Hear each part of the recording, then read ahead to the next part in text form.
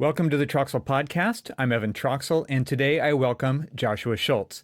Josh is a structural engineer, educator, and researcher whose work sits at the intersection of lightweight structures, architectural expression, and computational thinking. His background spans both academia and practice, and that dual perspective gives him a rare clarity on why so many powerful ideas in structural design never make it into everyday buildings, and what it would take to change that. In this conversation, we dig into lightweight architectural structures, not as a stylistic move or an academic curiosity, but as a way of thinking. We talk about why structural expression still matters, how much cultural ground we've lost by hiding systems behind finishes, and why the most compelling structural ideas are often reserved for stadiums, bridges, and one-off icons instead of being applied to buildings we design every day. We also unpack the role of computation in all of this, not as a generator of complexity for its own sake, but as a tool for asking better questions about forces, efficiency, material use, and performance. Josh makes a strong case that computation should sharpen intuition, not replace it, and that architects who understand how structures want to work are better equipped to collaborate, innovate, and design with intention. A key takeaway that I had from this conversation is the disconnect between what we know is possible and what we actually build. Lightweight structural thinking has the potential to reduce material use, clarify design intent, and reintroduce meaning into architectural expression, but only if it escapes the realm of rare projects and becomes a bigger part of everyday practice. This episode challenges us to rethink how we use technology, how we collaborate across disciplines, and how we decide what's normal in building design. As usual, there's an extensive amount of additional information in the show notes, so please be sure to check that out. You can find them directly in your podcast app if you're a supporting TRXL Plus member. And if you're a free member, you can find them over at the website, which is at trxl.co, which is also where you can learn more about supporting what I'm doing here. Lastly, please help the podcast by recommending and sharing this episode with your colleagues. And now, without further ado, I bring you my conversation with Joshua Schultz. Joshua, welcome to the podcast. Great to have you. Thanks for having me. Yeah, so we're going to be talking about lightweight structures today. And can you tell us about yourself and where you're coming from when it comes to this? You're teaching, you're a professional engineer, but I would love to hear more about your story. Yeah, I wanted to be an architect. And so I grew up, my dad was in construction, wanted to be an architect, and ended up being first in my family to go to college. And in that process, I realized that there was this thing called architectural engineering, which to me was this magic sort of overlap of all the excitement of laying out buildings and doing that, but then also the structural aspect of how do you make them work? And so even from that stage, there was that idea of structure informing architecture, architecture informing structure. And so I had that in my undergraduate. I was pretty good at school, so I kept going to school just because I enjoyed it. And ultimately, I finished up all my degrees and all that kind of stuff, and I ended up working for a firm, Stutzky Engineering, which is where a lot of sort of what we'll talk about today came from for the lightweight structures. And in working there and then working in my PhD, I had the opportunity to cross paths with Bill Baker. And so from that, ended up at the Chicago office of SLM and got to work with that crew, which was just phenomenal and really formative. And I think that bears mentioning just because, again, the SLM ethos of architects and engineers working together to complement is really important to me and how I approach things. And I think it's really valuable to our industry. So one of the takeaways of even the book and really my whole career is this idea of architects, engineers, artists collaborating, being on the same team. And I think that when you encounter those like-minded, those twin souls out there in our profession, you can recognize it right away. And it just seems sometimes like it's a culture or personality thing. It's really hard, I think, to shift partway if you've kind of been on the side of, well, it's more of a traditional, you hand off the design, I'll make it work, we'll kind of go back and forth. But those people who really have that desire for collaboration, that's always been interesting to me, the kind of interstitial space among engineering, architecture, and art. And so did that for many, many years. I met my significant other and ended up moving cross country. And so now I'm a professor, soon to be, knock on wood, a professor. I'm an associate professor right now at Gonzaga Engineering, and then I consult full-time as well. So I do a lot of professional engineering and architecture consultant. A couple of stories that I want to tell come up when you're talking about this. So the first one is personal experience, architect working on a project with a structural engineer in a collaborative way. I think the first time I really felt like that happened, I got the rug pulled out from under me. So here's the story.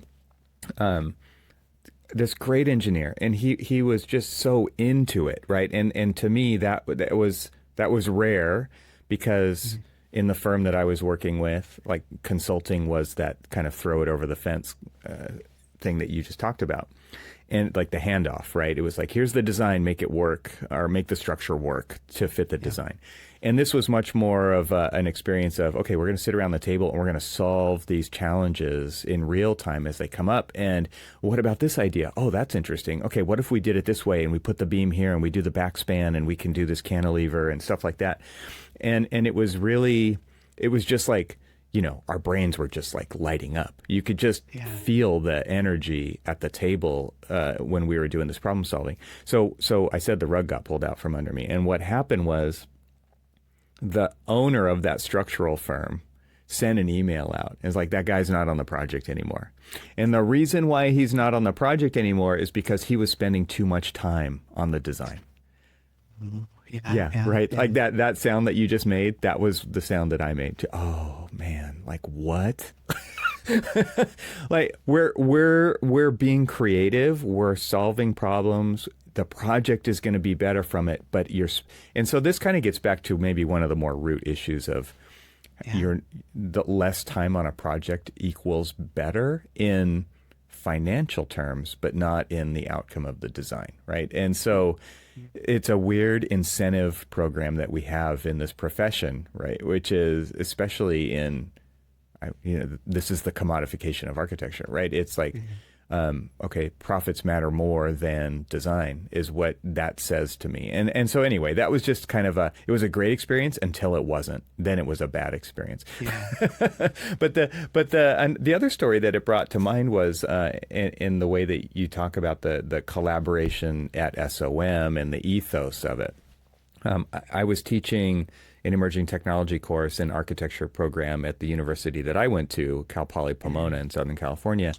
And I had a guest lecturer who's been on this show before come on into the room and give a lecture, and his name is Alvin Huang, and he is a professor at USC now as well. He is running his own firm. And he said something that has stuck with me ever since, which was, he had this engineer that he would work with, a structural engineer, and he said, the best engineers are the ones who are looking for interesting problems to solve, or recognizing when there's an interesting problem to solve, and they can't wait to work on a project like that. It's not the mundane engineering. It's not the mundane calculations. It's not all of that kind of stuff. It was like they recognized when there was a really interesting structural problem to solve, or maybe a different way to go about it, and they saw an opportunity. And he presented that to my students, which I think was, I really latched onto it. I hope they did too, because that was something where it's like you have to look for these connections between people for projects to explore the possibility of what can be done with architecture and structural engineering and the other forms of things that are kind of traditionally treated as consultant roles in the building industry, right? But actually looking for those opportunities to come together and solve problems or solve challenges in interesting ways. And so those are the things that came up as you were kind of talking through that. And you don't know this, but my audience does, because when this episode comes out, I just interviewed Neil Katz from SOM to talk about kind of the history of computational design and all that kind of stuff. So another connection that's in the works right now, but it'll be released by the time this episode Neil is out. one of my favorite architects. We worked together at Chicago, and he's just one of my favorite people. I'm going to reach out to him after this. Nice. That's awesome. I'm glad. Cool. That's fitting that we're bookending this. That's great. Absolutely. So you mentioned the book. So why don't you introduce what you're talking about with the book? You bet. Yeah. So it's the title, which was tricky because there've been a lot of books that are trying to talk about structure and architecture. So a lot of the architectural structural architecture titles are taken. It's like finding a good domain name for a website. Yeah, Exactly. they're taken. So ultimately, it's the structural design of lightweight architecture, and the focus there is distilling out, wow, probably almost 75 years between Chris and I, my co-author and I, of experience. And so the goal was not to write a textbook.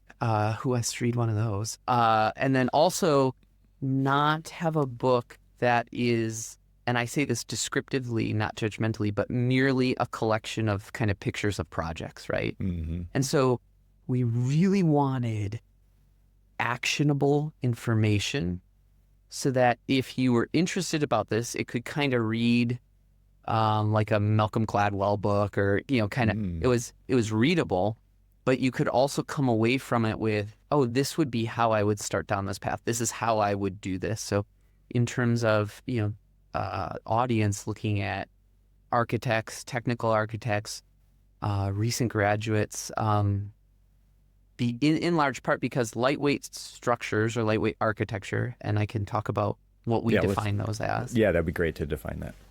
So lightweight architecture and lightweight structure in the book is this idea of minimal material, and you usually achieve that by having things tension and compression. So in the book specifically, we kind of march through in a pseudo chronological manner of space frames, and then we go to grid shells, and then we do cable nets, and then we move to ETFE membrane structures. And then the last chapter, which is not lightweight at all, but pairs nicely with lightweight structures, is glass. So architectural and structural glass, which as a material, not lightweight, but gives the aesthetic or the architectural feeling of lightness. Absolutely, yeah. And so those, what kind of knits those areas together is that, well, several things. One is that they're perceived, I think, as relatively specialty areas. So you don't often encounter those in architecture or engineering school. And so the only way currently, there's a couple schools, some California schools, now Gonzaga, that have these courses, but there's not a lot out there. And so the only way really to get into that is to go work at a firm, typically a larger firm or a specialty firm that does that. And they've got kind of their trade secrets and all that kind of stuff. And so the intent of the book was to, take that knowledge, package it in a way that would be tractable for an educated practitioner, but that they could really dive into that. And so the way we did that was threefold in each chapter. Was one, to walk through the historical development. So all my favorites and all the greats that inspired me are in there. So the Nervis and the Candelas and the Friados and these folks. And so we track through the evolution of these structures. Then we go through an introduction of technical, how would you actually go about designing this, and so in that we point to a lot of, well, here's these references, here's these other books that specialize in this, but here's the mentality, which is as important, the mindset is as important as the technical capacity. And I think we'll get to that in the third part, which is then we lay out actual projects we've done, and the good and the bad and the ugly, right? So a lot of people like to talk about, oh, here's this final project, but then also, what goes into that. And usually in these projects, it's kind of like on this project, I'm sure you've had this experience. You do a project, you learn something from that project. And if you were ever to do a project similar to that again, well, you would do it differently, right? I mean, that's just the organic nature of our knowledge. Yep. And so I think that the last sort of, just as I'm kind of closing out the description here, I think that one of the motivations behind the book was this idea that engineers in particular, I think, do a poorer job of knowledge transfer than architects. I think architects generally are pretty good at, they catalog projects, they'll put together maybe monographs, or it seems, from my perspective, like architecture has more of a continuity of knowledge transfer. Engineers, we have some just amazing engineers out there, and they learn this over a career, and then maybe it's humility, maybe I don't know what it is, it's personality, and I think we think there's nothing necessarily super special, so we don't want to kind of go out there and so then it fades, and so you have to relearn all this kind of stuff. There's infinite number of examples I could give of these thin shells and things from the 50s and 60s and computer FEA, all this kind of stuff. And you spend now, whether it's, myself or Sigrid over at Princeton or Philippe Bloch or all these professors, these advanced sort of professors with their computer, trying to figure out how they designed and how they built this structure 60, 80 years ago, right? And so that was the other desire, is to, one, give a tractable entry point for lightweight structures, and then two was to capture this so that, we're not starting from scratch the next time. This episode is made possible with support from Avail. Is your firm managing architectural, landscape, interiors, and engineering content? Avail's all-in-one content management solution stretches across all disciplines, file types, and content locations, so production teams can find everything they need all in one place. Thanks to Avail's desktop application and Revit, AutoCAD, and Civil 3D plugins, teams can consistently find and reuse all types of content, from specifications and calculations to 3D models and plans. As a result, standards-compliant models and drawings are easier to create, the documentation process is less chaotic, new hires are easier to onboard, and projects are delivered faster with fewer errors. Visit getavail.com to request a demo. That's getavail.com to request a demo. My thanks to Avail for supporting this episode of the TRXL podcast. Now let's get back to the conversation. Yeah, so I'm glad you talked about the motivation, because I wanted to ask about that. And so just a little bit more on that. Was there, this seems like, based on your description, that this was kind of a missing resource in the industry, an attempt to really capture that knowledge you're talking about, that I think at the end of an engineer's career walks out the door with them, right? Mm-hmm. Because of that lack of passing this information down.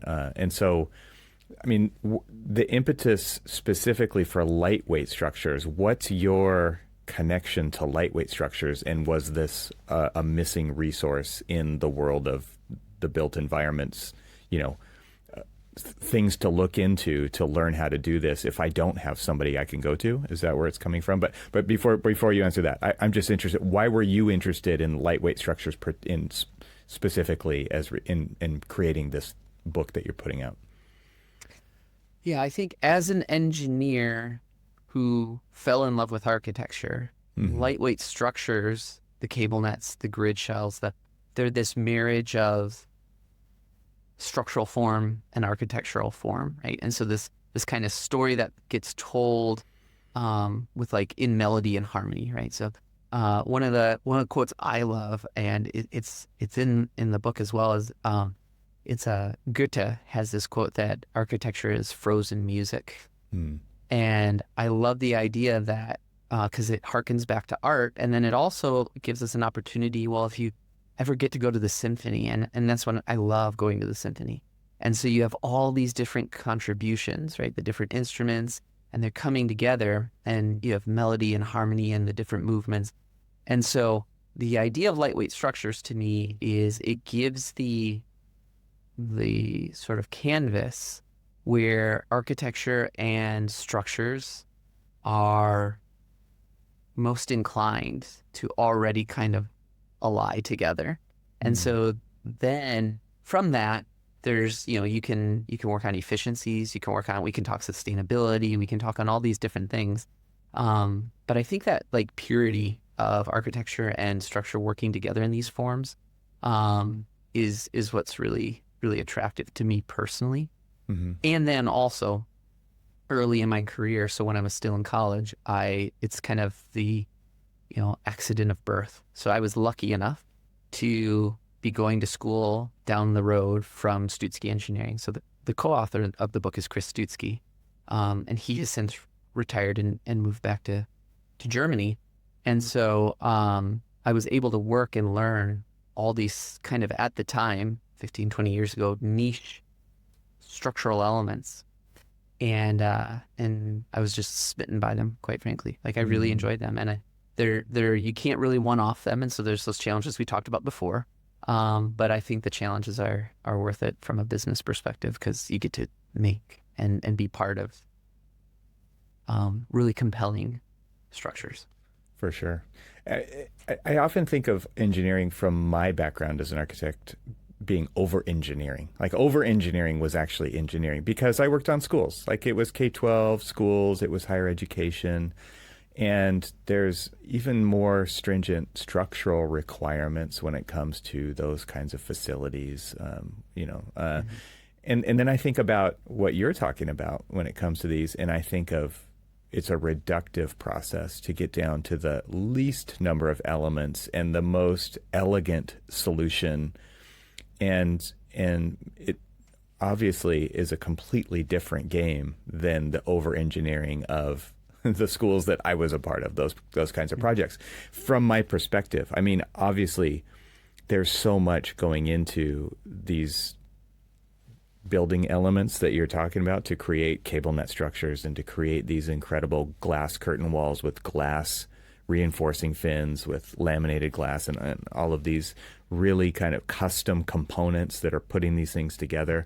But the amount of engineering that goes into each element and even creating a lot of custom elements to accomplish it is still kind of this overall reduction of material overall. It just because of the lightweight, right? Lightweight doesn't mean lightweight literally, right? These can still be quite heavy assemblies, but lightweight in appearance, in the way that they make that they feel, the way that they encapsulate space, and the amount of effort that has to go into creating that kind of a final condition is probably even more than the things that the over engineering that I was talking about a minute ago. Over engineering doesn't mean spending more time engineering, right? It means making it stronger than it needs to be because you're protecting the lives of kindergartners and fifth graders and things like that, and in California where there's earthquakes and et cetera, et cetera. I'm just thinking about kind of the range of structural engineering that we're kind of talking about in this moment, and how different those things can make you feel. Like one could actually make you feel safe, and the other one could make you feel like your imagination is just exploding because how did they do that? How did they accomplish that? And I think that's just such an interesting kind of human experience when it comes to the built environment, right? Like they're very different, but it's interesting that what resonated with you was these kinds of projects, so much so that you've done this deep dive with your partner, your co-author on this, to actually get this stuff out there to become a resource, I would hope, to inspire even more engineers. Because it's not like you get to do these kinds of projects that often, right? Obviously, there's going to be engineers who specialize in this, and maybe they do these kinds of projects more than others. But they cost a lot of money. They take a lot of time to do the engineering, I assume, and so anyway, that's just what's rambling around in my head as you're talking about this. It's really interesting to think about, and I actually have some detailed books over here on glass, and I always love looking at those details. Like the details are, and in person too, of course, right? It's just like, wow, this is really incredible stuff. When you see those articulated spider connections between the glass and like the design of those, like those component designs is really wonderful stuff. Yeah, absolutely. I think, and I think as you were talking about that, it reminded me of a story that's most definitely not shared in the book, but just that happened to me in my career. And as you're talking about the different, you use the word over engineering, and I think that is an important place to sit for a second, because like you said, in terms of schools or hospital, there's different things where you do want higher factors of safety, of course. I think sometimes too, though, it's important for engineers, for designers in general, but engineers is what we're talking about right now, is to recognize your own personality and ability. And both those things are important as you're approaching these projects, in particular lightweight. So in lightweight structures, you, of course, have your factors of safety and your due diligence and all these kinds of things, absolutely. But what you'll find is where, because of the way that they're structured and the elements, either there's a lot of elements that get reproduced, or there's like in a space frame. So if you just bulk up a member so you can sleep at night or whatever, well, you could add thousands of pounds, tons and tons of metal.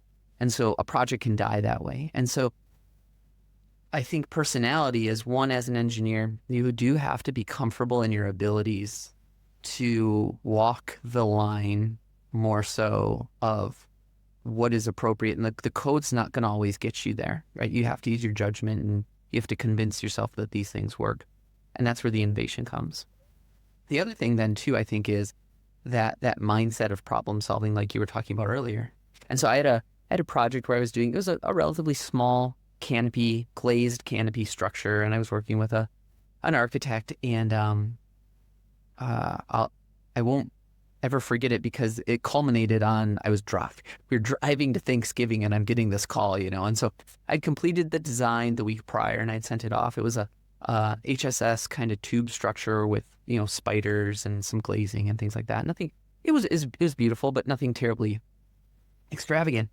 And that entire week of Thanksgiving, which I had taken as vacation, I was fielding calls from the fellow.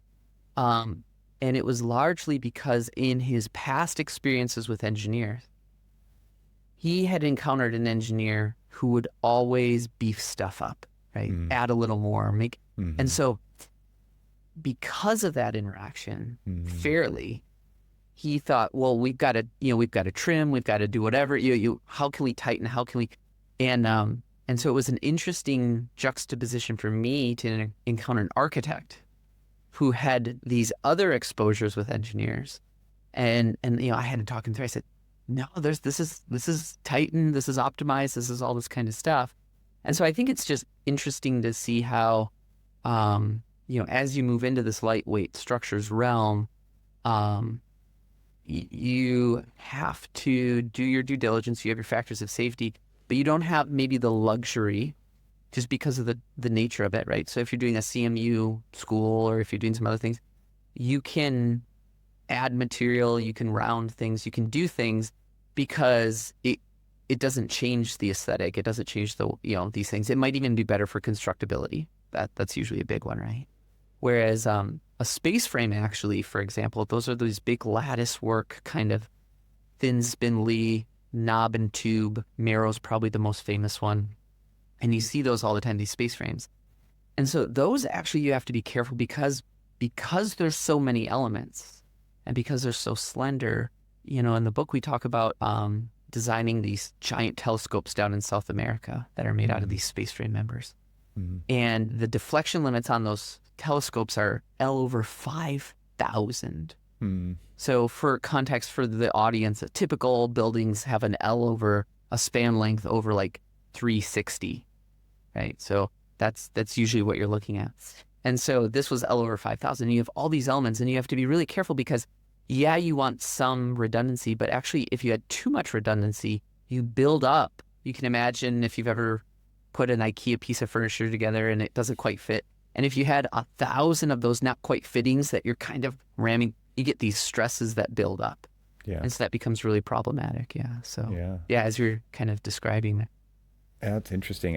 When you think about the the stiffness requirements for certain types of buildings, and I would assume with telescopes, like it has a lot to do with vibration, like not allowing other influences to corrupt the data that they're trying to collect, right? And you can think about so one of the searches I did in the advanced preview of the book that you let me look at was Apple, right? I wanted to look at what if you had done any case studies or included anything about kind of the structures that Apple has done. And I was wondering if you could kind of talk about that just as maybe a starting point of examples that you show in the book, and maybe some of the advancements that you've seen in this narrow part of the industry of these lightweight structures that have happened over the last, let's just say 20, 25 years. I don't know. Obviously, your examples go back a lot farther than that.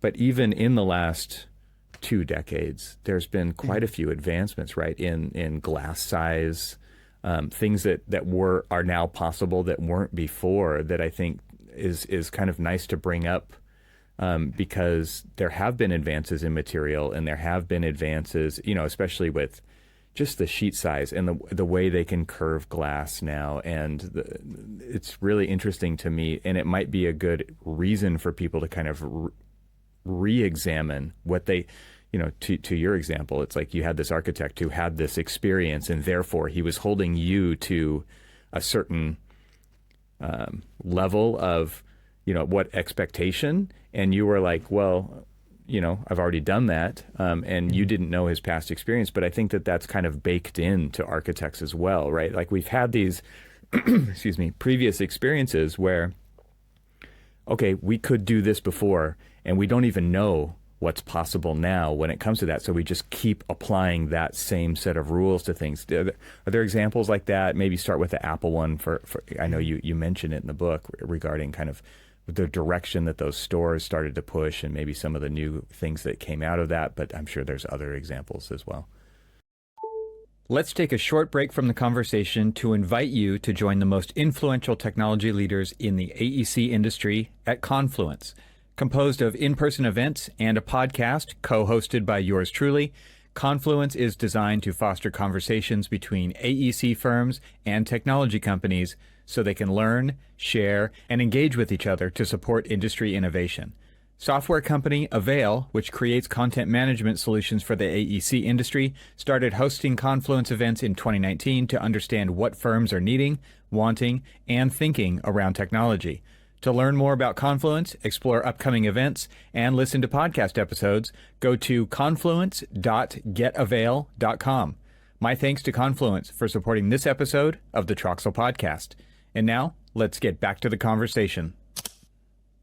Yeah, I mean, Steve Jobs and Apple they did a lot for design in architecture as well as they did, obviously, You're right. because we all have our Apple products sitting around. And so I think, so first off, I and Chris weren't directly involved in the Apple stores, but it really is this watershed moment for glazing structural and architectural glass, because when you had these developments, and so involved in that, so you had EOC, Eckersley O'Callaghan, those guys, quite literally, and now they have their firm as well. But you have those guys, and then the other one is that's important to mention is Tri-Pyramid, and that's just a company. They're one of my favorite companies in the world. So they create hardware, all the hardware, and they have the soul of like craftspeople and artisans. And so it's like, how can we come up with this? And so I can come back to that in a second. But the Apple stores are really interesting because it was the idea of you have a client, and we've talked a lot about the importance of a team, architect, engineer, and almost every project in my career and certainly in the book, when we talk about the design team, the success of those projects really does include the client, because the client has to have an appreciation and an openness for kind of what the vision is that they want to achieve, even if we don't know how to get there. And also, it's usually the client who's willing to bring the design team actually together, right? Everyone I encounter always talks about, we want to be collaborative, we want to bring people together. No one's like, I'm anti-collaboration, right? It's like, so how do you actually do that? Yeah, you're just not allowed to say that. Exactly. It's not acceptable. but you need, right? Even I'm sure you've had the experience where you might want to bring the team together, but you need the ability to do that. And so Steve Jobs and Apple were really good for this. So they had this vision of they wanted ultimate transparency, because it was really to showcase the innovation of their product, right? They wanted their product to be showcased and sort of that like transparency of moving forward in the future. And so at that time, and now we're talking a couple decades, right? So the first Apple store, the way that was engineered, again, this is one of those, anytime you do the most whatever, the longest, the tallest, the clearest, the whatever, you're going beyond what was in engineering and architecture. And so you can't always take your data points from past, examples and project them. You oftentimes have to come up with new things. And so the idea of these drilled through whole point supports, the spider fittings that rotate so they release some of the stress, and then the laminating of the glass. So at the time, they took the best of the materials that they had available, and they created still what's an amazing icon. Which project are you talking about? Are you talking about one in I'm talking about the particular? flagship. Yeah, the flagship Fifth Avenue Apple Store. Yeah, Is that where? Yeah. Okay. Yep. And there's multiples of these around. And actually, even antecedent to that is over in Japan. There's a entry to a subway that was made out of all glass, which actually prefigured the Apple Store. So the ideas have been around for a while, but again, the evolution of the technology. So several things specifically that have evolved is the inner layers. So when you take a piece of glass and another piece of glass and you glue them together, like on everyone's windshield of their car, that's laminated glass. And so that, if something hits your windshield and you're driving, it doesn't shatter into you, it is glued together. The inner layers that we originally used in architecture were developed for transportation for cars. And this is kind of a side note, but we'll get back to why this is so relevant. So those inner layers were meant to do a very specific thing. They were meant to take two pieces of glass, glue them together, but then also, God forbid, if you're in an accident and you hit the windshield, you don't want the windshield strong and stiff. You want it to give. And so the inner layers that were designed for the glass in your windshield in your car are actually really flexible. So they're kind of like stretchy. A stretchy glue, yeah. Yeah, right. So over the years, once you had these projects that said, "Oh, we can glue glass together," and then the different manufacturers of the world said, "Oh, that's a market."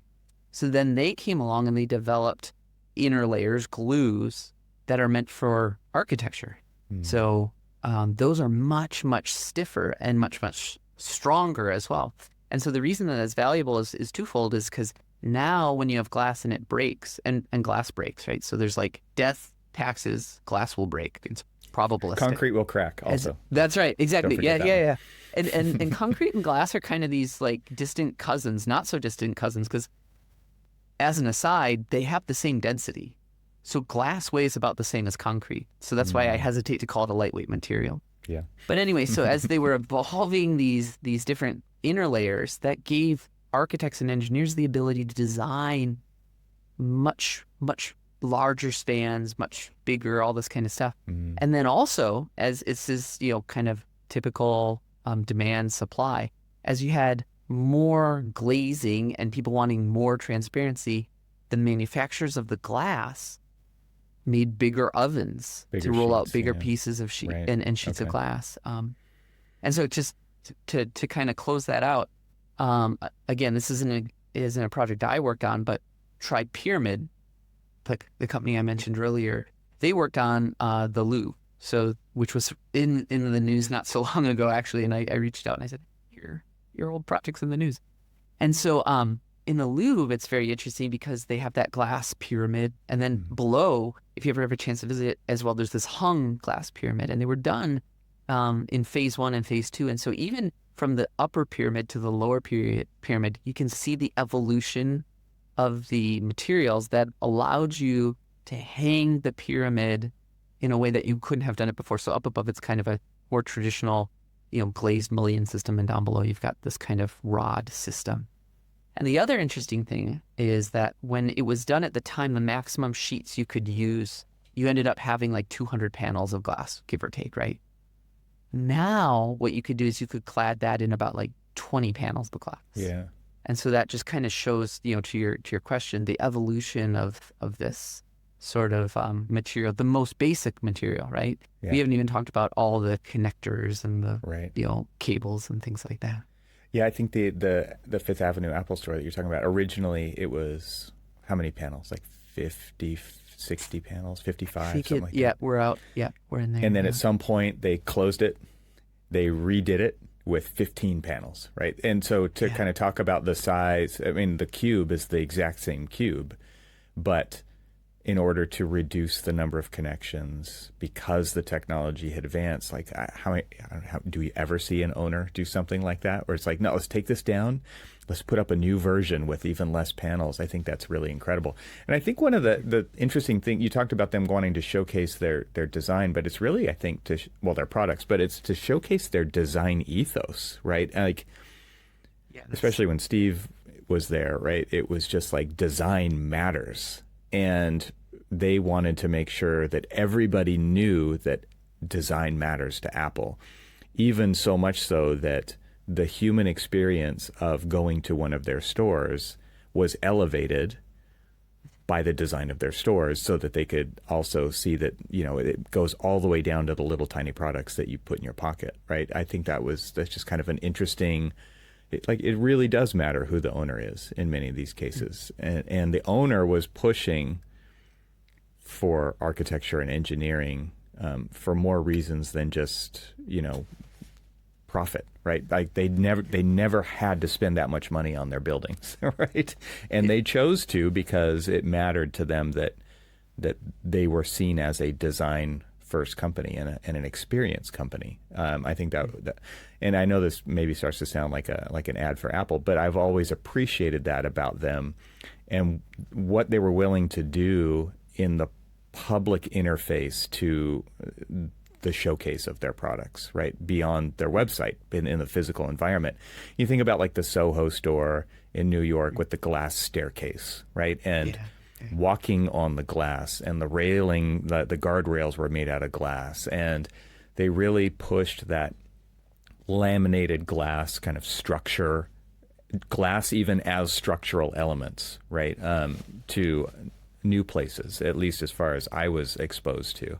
And I always found that to be really fascinating, because it was like, oh, you don't get to step on glass. Well, there you did. You got to step on glass. You got to watch people step on glass. And I mean, I'm sure there was a lot of people who walked into that store and they're like, I'm not going up that staircase. Like, a little intimidating maybe, or a little scary, but enough people do it, and you start to interesting experiences came out of those. And then I think about other stores like the Chicago store along the river with the giant curved glass corners, humongous sheets. And I think that they actually did that in China first, or was it in Shenzhen maybe? They had instead of a glass cube above the ground, they did a glass cylinder. And those were, at the time, the largest sheets of glass, at least curving, I think, that had ever been produced, because they were pushing manufacturing into new places to create those kinds of elements.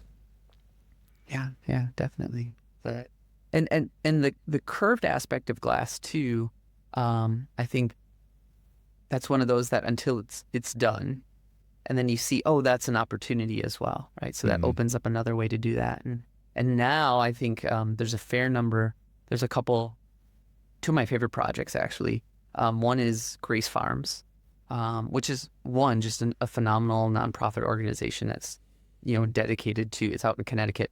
It's dedicated to sort of like global flourishing. So fair trade, reduction of, sort of many of the ills of our society. Anyway, and so analogous to the Apple, right? So they really wanted to have the architecture of their project speak to their ethos, their ethos. Mm-hmm. And so their Grace Farms, maybe everyone listening who's not aware of Grace Farms is thinking of like a barn or something, but it's this long kind of undulating landscape where built into the landscape are these giant curved glazed windows. And so almost like Hobbit hole-like, but where there are these structures has partially subsided into the ground, and then you have a green roof coming over the top, and you have these 11-foot tall glass panels that are curved, and we're in Connecticut, so they had to be IGUs, and we had to do all this design work. And it's one of my favorite projects because the purpose and the client is so powerful, right? And so the other interesting thing on that too is, so you have like this megalith of Apple, and everyone goes, oh, well, they can afford to do it, right? And then you have this nonprofit who really carefully chose to use architectural expression to further their whole mission, and actually it's a 10-year anniversary this year, so it's kind of neat. But then also the reason I like the project so much is because in that project, again, you had a client who's bought in and motivated, didn't know how we were going to get there, but they retain an architect who could think outside the box. And then the architect right away engaged a cadre of teammates, right? So you have an engineer, you have a facade consultant, you have a facade contractor, and then the facade contractor. And so you have all these people. Mm-hmm. And so, a good chunk of the structural design on Grace Farms, or I should say a good amount of the constraints to the structure weren't structural constraints.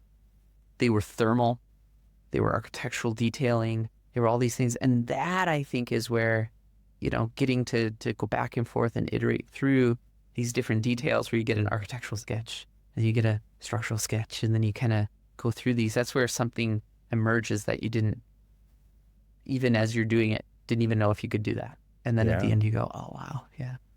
There's so much in the selection of glass alone, right? With color, clarity, with solar heat gain, there's so many things that you have to work through. It's really an interesting material to work with. We talked about the glass now, but let's talk about those other components that you mentioned. And I would love to talk about kind of materiality and maybe what you've seen evolve over the years with those components as well, with cabling, with all of these little armatures, with, I don't know, the various components that go into these different systems, these lightweight systems that you're talking about.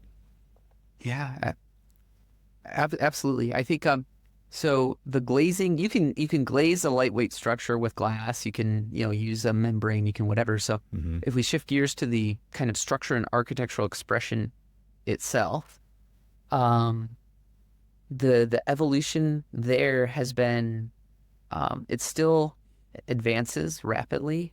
And also at the same time, a giant cable net wall at like SeaTac Airport or some of these other places are still fundamentally using the same concept of, you've got a cable, a tension cable with seven wires that are twisted around just like you would a bridge or whatever. And so maybe the kernel of the idea is the same, but the execution of that has changed a fair bit. And so I think the best place to start with that discussion is, again, talking about, so Tim Eliason and Mike Mulhern are the two kind of founders of this tri-pyramid company. And the reason I think that's so relevant is because, again, this is a good example of architecture, the AEC realm benefiting from those ideas that come from outside of our area. So I love the idea of kind of going out and trying different things, because you never know what's going to spark an idea, right? Yeah. And so was into high-end yacht racing. And so high-end yacht racing, you need lightweight, hyper-strong components. You had these composite-type materials for, the masts, and you had rigging. And so everything about yachts is, especially high-end yachts, is you want things strong, light, and slender. And so that's where he came from. And so as people were working on the evolution of cable nets and things like that, so you think of like the Fry Autos, and you've got the famous Munich Stadium in Germany and all these other ancillary structures. What moves those into what we're able to do today is the ability to take some of these fundamental ideas of the cables and those things and then modify them. So that's kind of the evolution, I think, that came from sailing to architecture through the Louvre into, the cable net you see down the street. I think the other interesting thing too is, everyone always, the off-quoted sort of maxim is devil's in the details. And I can't resist amending that always. So the Schultz version of that is I bring Mies van der Rohe back in, right? And so the devil's in the details only if you don't pay attention to the details, right? Mies van der Rohe would say God is in the details. And this is not some great theological statement. This is just, hey, the details, and you're talking about the literal detail books earlier, and I love those. And so the details are where things are really going to work or not. And that's where you can't kind of gloss over that. And so when you look at these connectors that are receiving, a cable, for example. So cable, we talked earlier about how the resistance of a telescope is like L over 5,000. So it's moving like half a millimeter over, all this. Yeah. It's not moving at all. Well, cables and cable nets are the exact opposite end of the spectrum. They're L over 50. They're trampolines.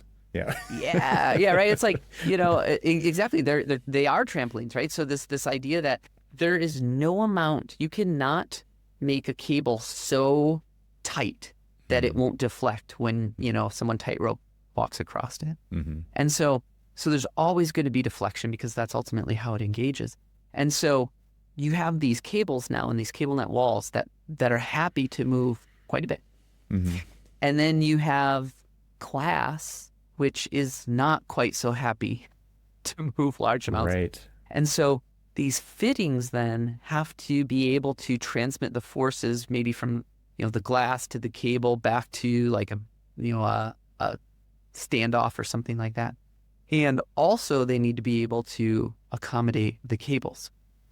So a lot of times if you see a glass sort of facade, what's really interesting is always look at like the edges, the perimeter, right? So look at the perimeter or look where they put a door in. And oftentimes we're gonna have to deal with some flexibility. And so we've got like two choices basically. We know the cable's good, but the glass doesn't want to move or it'll break. And so there's two fundamental design choices typically. One is you design it so that you lock it in and you design the glass kind of as thick as you can, but you know that every once in a while, if there's a terrible storm every 50 years, 10 years, that piece of glass is going to break. It's kind of and you're okay with it. Like it's sacrificial. You know that's probably going to happen, right? Yeah, and you replace it. Yeah. Or you go into the details, and in the channel that's receiving all this, you get some sort of rubber accordion style that can absorb that. And so I think that the detailing there is just so, again, that's one of the reasons I love this lightweight world is you're compelled to do the detailing. And, and in the book, we talk about the SeaTac airport, which is this doubly curved sort of anti-clastic shape. And that was done many, many, many years ago, several decades. And so at the time we were 3D printing all these, and that was super novel, but it was super powerful because we were able to balance the intent of the client, right? They wanted this giant clear wall, the structural requirements of, we had this mammoth wall with huge wind loads. And then also the architectural, as soon as you have a cable net wall, the glass usually fades away. Yeah. So what are you left with? You're left with the fittings and the cables. And so understandably, the design team is very interested in what those communicate. So we're able to iterate through that and get really elegant looking, and it's evocative of, these different sort of aesthetic intents. Let's take a short break from the conversation to tell you about something that I think is pretty great, and you might be interested in it. And that is my exclusive newsletter available only to paid members of TRXL Plus that I call Leadership Edge. If you're looking to stay ahead of the curve in architecture and technology, Leadership Edge delivers insights that you won't find anywhere else. Why? Well, because they are my deep dives into the podcast conversations, just like the one that you're listening to in this episode, to give you an edge on the industry. Each edition of the newsletter provides key insights for forward-thinking leaders seeking innovation in AEC who are short on time, offering the context of each conversation without the need to listen to the full episode. I've actually designed them, though, to keep you updated, spark your interest, and encourage you to tune into the full episodes if those ideas resonate. And the best part is that they are packed with actionable takeaways to help you navigate the future of practice. By becoming a paid supporter, you get Leadership Edge delivered right to your inbox, And it's a direct way to support my podcast while getting exclusive, valuable content to sharpen your leadership mindset. You can join today at trxl.co and start receiving my Leadership Edge newsletters. Just click the subscribe button either in the upper right-hand corner or at the bottom of the page, or you can visit the link that I put in the show notes. Thanks. Now back to the conversation. Can we do a little bit of a technology tangent when it comes to like software and analysis and things like that, and what that has it maybe enabled in this evolution of these components? Because the decades ago kind of projects, the FryAutos and things like that, like you said early in the episode, you talked about how like we still try to figure out how they did that without all of the technology that we have today, as an example. But like, what has technology enabled? I mean, we've all seen the videos of the analysis happening and the generative design of that component, and you see it on like the F1 race car with the control arms, where they've kind of identified all the forces, and then it just slowly shrinks away, so it just looks like this more organic control arm than maybe what we would have seen 3 decades ago, made out of tube steel, right? Which was basic version, and then there's this potentially maybe more advanced version that is really designed around the forces, and then using additive manufacturing to create that, because you wouldn't make it out of stock tubing, for example. So I mean, there's one version of it, but architecturally, like, what have you seen happen in that evolution of these components? Yeah, I am a technophile in that I appreciate what our advances of technology let us do as designers. And I'm only mid-career, so it's not as though I'm hearkening back, 80 years here. But even in my career, the rate of change of what we're able to do is truly mind-boggling. And so I think the advantage of that is it can allow us to iterate and work collaboratively faster than we could before.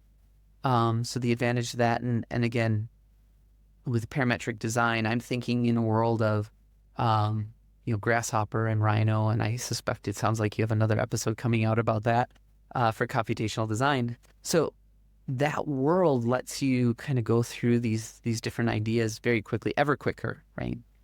And I think that that's really powerful. Period. But the danger, I think, especially for engineers, is that you absolutely have to have or have to develop a physical, intuitive sense of how forces flow and how structures work. Because I can now offload a lot of the math to these different FEA programs, and you can do things with great rapidity now. But it's like if you're out hiking and you turn the wrong direction, walking faster doesn't get you to your destination, right? It's then the best way is to go back to where you were and start over.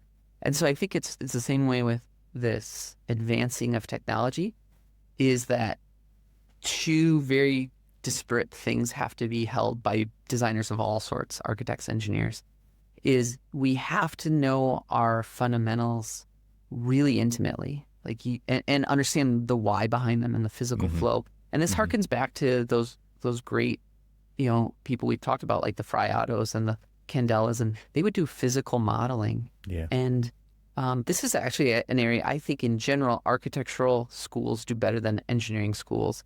Architectural schools do a lot of hands-on from my perspective. Engineering schools, they just don't do enough. You need to understand how stuff works in a more real way, I think. And so you've got to have that, because to the technology point, when I'm on one of those teams and we're collaborating and Evan and I are, iterating back and forth, you can't. It ruins the whole flow state if it's like you've got an idea and I go, okay, let me go model that and come back to you in an hour or two, right? So I think that there's some people out there who can model pretty stinking fast in real time. Yeah. But the ability to still have those foundational elements the workflow I think has improved tremendously to answer the very specific question is, so like back when I was at SOM, a lot of our time on these large structures, was just data flow. It was, we'd get something from the architect, typically in Grasshopper, and then we don't do our analysis in Grasshopper. You know, back then there weren't all the different, the whole zoo that you could throw at things. You didn't have the food for rhino, so all that stuff, all that stuff. Right. So you had to take those data points out. You had to run them through some sort of intermediary, and then you had to import them in. And so the nice part about that, it was painful at the time, but developing those workflows. Yeah. Did two things. Interoperability kind of conversation. Yeah, that was the word. Yeah.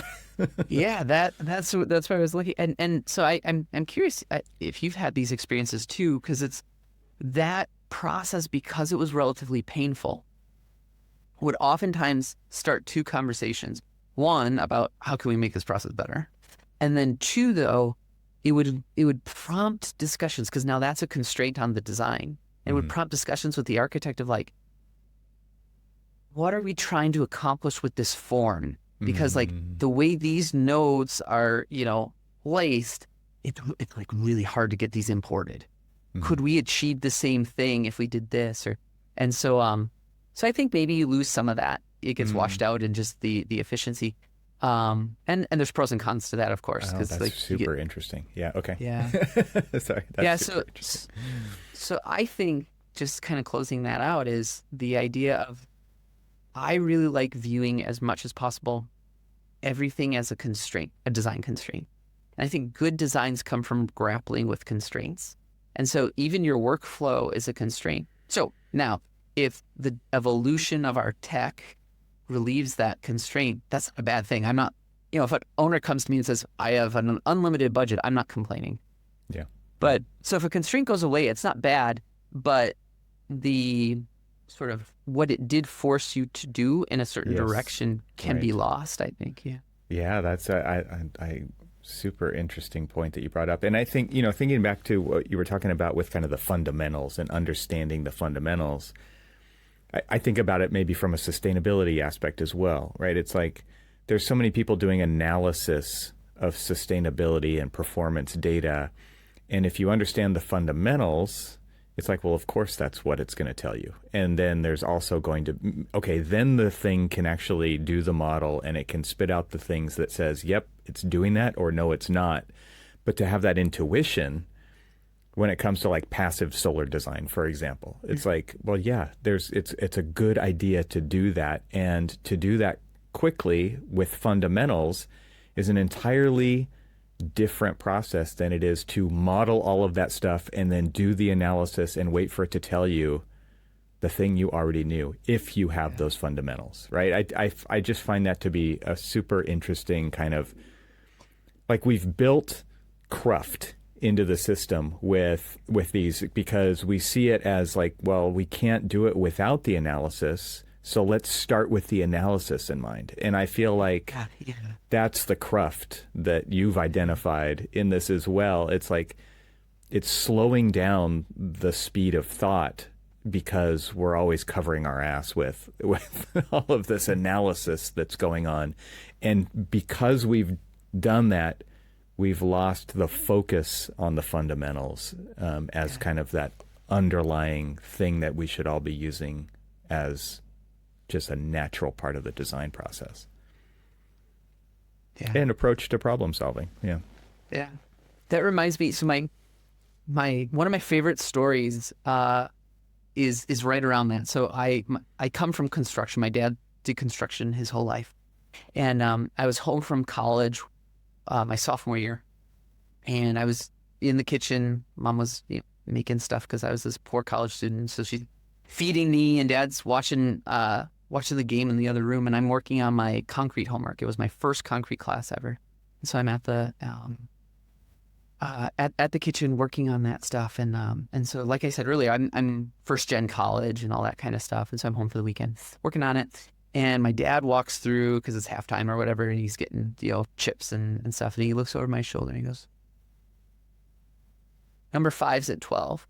And I said, I laugh at Dad, and he goes through. 45 minutes later, I finish, so I'm designing this footing or whatever. And I get number 5 rebar at 12 inches on centering. So, do you have the tables memorized? Like what? No, he just knew. I go, Experience. Dad, like, yeah, exactly. Yeah. I go, I said, how did she, he goes, Josh, I've built hundreds of these, right?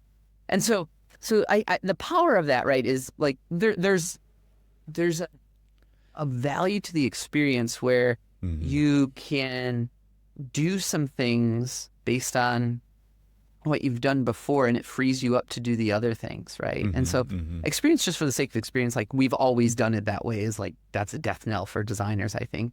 But the like what you were saying really evoked that, where it's like you've got to be able in our practice, and I think this is only get more important going forward, is like to be a useful, valuable designer, you've got to be able to build up that experience so you have that within you, so you don't have to Google it, so you don't have to chat GPT it, so you don't have to parametrically analyze it. Now, of course, at the end of the day, we have to prove things out and do due diligence. But I think the greats that I respect for design, they designed and then analysis followed. It was never analysis leading design. Yeah. Interesting. So where do young engineers and architects get that from? Because I feel like in the industry, that is something that is hard to come by. I mean, that's one way to say it, right? It's like site visits are limited. Mentorship is difficult. Apprenticeships barely happen. And that to me is kind of the usual suspects or the obvious examples of where that comes from. And we're struggling to actually do that in our industry. And so, well, yeah, your dad's a contractor. He's out on site. He's done it hundreds of times. He is in the doing part of the industry when it comes to actually making the ideas into reality. And not that architects and engineers aren't doing it, but it's on paper and it's a prototype most of the time. It's theoretical some of the time. It has to be proven by modeling and all of these analysis and all of these things, and that the formulas have to back it up. But still, it has to actually, like, the rubber has to meet the road, and it has to get built, and it has to stand up, and it has to stand the test of time, and it has to go through like all of these, the reality of it. And so where do you see that happening? Because in school, like you said, even comparing architecture to engineering school, architects are building physical models, study models. They're learning about, the way components go together in a physical sense, I hope, sometimes, right? It's not just glue, right? But where do you see people getting this kind of experience from so that they can start with those fundamentals and that intuitiveness when it comes to approaching design challenges? I think at least 2 areas. So one, I tell all my students, I think they're probably sick of hearing it, is if you're, a first year, second year in school, and everyone talks about, like you said, the internships and all that kind of apprenticeship, all that, and those are valuable, but I think those are valuable in their time. I think for structural engineers in particular, I suspect this would hold true for architects as well, as if you're a first year, you go home for the summer and you should work construction. I don't care if it's building houses. I don't care if it's a concrete crew. You should just see how stuff, generally 2 things.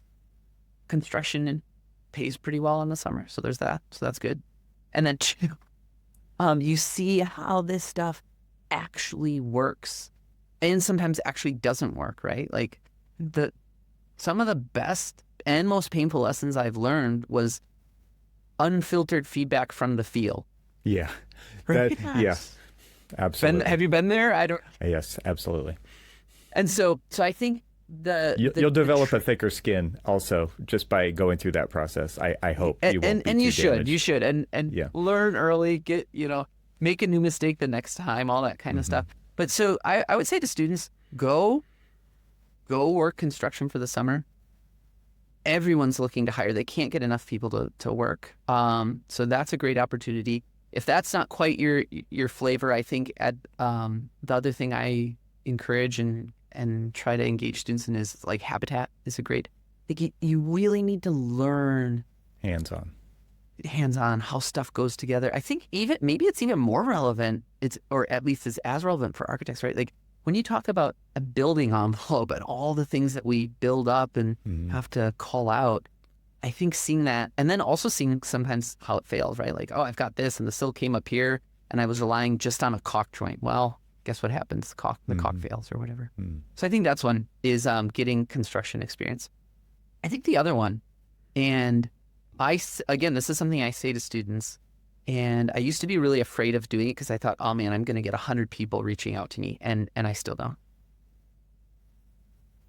There are in the industry professionals who were interested in the success of the kind of next generation. And so what I would encourage you is, if you're out there, find a firm close by, and reach out to, and what you want to do is you want to reach out to them with questions they can answer yes to. So if I come up to you and I say, hey, Evan, do you have an internship? I really want to, and if you don't have an internship, you say, oh, no, I'm sorry. And the conversation's over. What if I was just so interested in architecture that I reach out and I said, hey, I'm second year at university. I love architecture. I saw your website. I live in the same town. Could I get you coffee? And can I just pick your brain, or could I shadow you? And so one of two things are going to happen. Either that person's going to be busy and unable to do it, which means that they're not in a spot to mentor anyway. Or two, they're going to say, yeah, sure. And quite frankly, they're probably going to buy you the coffee, right? And so my actual entry into the AEC world was in high school. I was a gopher at an architecture firm. This was back, it wasn't blueprints, but it was prints. I worked the plotter. I would, we'd stamp them. I hurriedly drove them to the city hall before, the deadline. I did that for a solid year. And I was basically a gopher, print shop, pick up the boss's, mother-in-law from the airport, all this kind of stuff, right? And then I started to get, okay, now you go do measurements, field measurements. And then, okay, now you do CAD work. I can still be a CAD jockey with the best of them, clean screen, all my shortcuts and all that kind of stuff. And so you build that experience, I think, over time. I guess what I would say is, when you're starting in your career, there's no bad experience. And so I think it doesn't, reach out to people. It could even be professors. The amount of students who come to see me to just talk about like what our field is, or, I've got all these books, I've got these projects, I got this whatever. The amount of students who just come by because they're genuinely interested in our profession is so small. So I'd encourage people listening out there to reach out, and you might get a bunch of no's, that's fine. But you only need one yes. And so I think that's the kind of two. There's the hands-on and the sort of more mentoring that route. Nice. Yeah, the industry. I was really happy to hear you say something about for people who are already in the industry too, because like not everybody's a student anymore. Not everybody has the ability to go outside of their firm and find that. Obviously, there's tons of online resources, and then there's real projects you can go visit, and you can look up the information that's look-upable about those projects and stuff, and you can study. But to do this early in your career, you really do have to kind of see that opportunity and take advantage of it, because the longer you wait, the less that's a possibility for you to be able to go experience those things and try those different things out and learn those lessons when you are like the sponge. Your brain is so spongy to just absorb all of that material. The longer you wait, the harder that is to do. So, yeah, it's hard to go back and look for those opportunities once you're already there, Yeah. But it's interesting to think about the challenges of our industry, and also watch this really incredible stuff that's happening. It's all happening at the same time. It's everything everywhere all at once. It is really interesting. Is there anything else about the book that you want to talk about here or put in front of the audience before we close up for the day? I think well, kind of on what we were just talking about. So if you're in your career and you're looking for that next thing or that new thing, and this ties into, we were talking about music earlier. And so as we develop as humans, one way to keep our sort of mind as sharp as possible, you have two choices. It's like learn a language or learn an instrument, right? So I think as design professionals, that holds where it's like in your day-to-day, you might be getting these types of projects or these types of opportunities. Right. But it's incumbent on, if you're interested in this stuff, you can make noise and try to get on a project. But I think also the people that I've found and that I look up to in my career, they're always on their own doing something, right? They're experimenting with a new software or a new technology or a new they're going through some different design iterations. They're actually sketching, whatever it is. And so one of the values, I hope, at least certainly the intent behind the book was to take this knowledge where sometimes it might feel like, oh, well, I missed that on-ramp. I didn't, go to university and study facades, and then I didn't go to a specialty firm and learn all this. And it's like, well, okay, that's fine. Here's this book with all these resources. And so at the end of every chapter, we point to other books that are deeper in these areas, different codes, different references. And so it really was meant to be hopefully very readable, very enjoyable, but then also give you tractable information that if you're an educated design professional, it would give you those first steps to go, oh, I could do this. Yeah. Yeah, I think that's great advice. And this is really great material. I mean, you've got almost 300 pages in this book, and not to intimidate anybody, but I mean, that's just how deep the resource is. And you're saying you're giving people even more resources to go deeper if there's interest in certain areas, or of course, just to fill out more of the catalog of information that is available. But to your point about kind of picking an interesting area of study and kind of boning up on that, I mean, that applies in so many different ways. And architects, it depends on your school of like where you're coming from. But I am much more in the generalist category. And I know enough about enough things to, cliche, to be dangerous, right? And so, but expertise in certain areas opens doors. And so even if it isn't directly applicable on a project you're working on, but if you have that knowledge and you have that interest to find those answers in that specialty, it opens up doors for more work in that specialty, even if it doesn't apply apples to apples to a question that comes up. A lot of times the things in that category ripple down to a broader application. I mean, there's so many examples: sustainability, acoustic design, right? Like, and on and on and on and on. And if you know more than anybody else, and it doesn't have to be a lot more, it just needs to be a little bit more, then you're the go-to person for that. And it opens doors to do more in that. And so I really feel like that's great advice. This is a great resource for that. The book is called Structural Design of Lightweight Architecture. Is that correct? Did I get it? 100%. and it comes out in January of 2026. Is that right? Yep. So you can order it now, and then it ships mid-January. Okay. So I'll put a link to that in the show notes for this episode.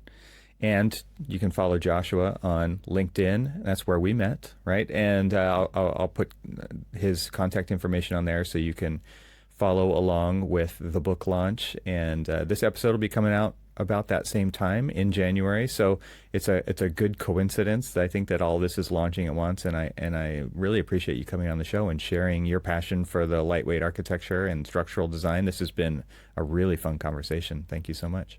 Thanks for having me, Evan.